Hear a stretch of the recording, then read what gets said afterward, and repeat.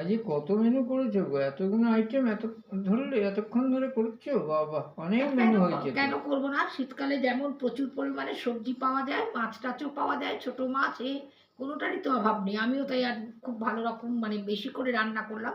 আজকে করেছি গরম ভাত, তার সাথে বেগুন ভর্তা, বাটা মাছ ভাজা, এতে হচ্ছে শিম, আলু, বেগুন, মূলো, বড়ি দিয়ে তরকারি, যেটা সবার বাড়িতেই হয়ে যায়। আলু পেঁয়াজকালি ভাজা, এটাও সবার বাড়িতে হয়।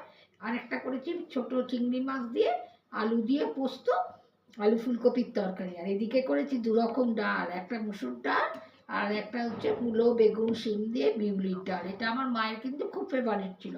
শীতকালে আমার মা এটা করতো। আর করেছি হাঁসের ডিমের ডালনা। বাহ, এই ডিমওয়ালা ডিম দিয়ে গেল করে নিলাম। এবার প্রত্যেকটা বন্ধুরা আইটেমই দেখে, দারুণ হয়েছে। এবার আমার বন্ধুরা, তুমি তো দারুণ বললেই, এবার বন্ধুরা বলে দেখে মানে দেখে বলুক তো আজকে রান্নাগুলো তাদের কেমন লাগলো।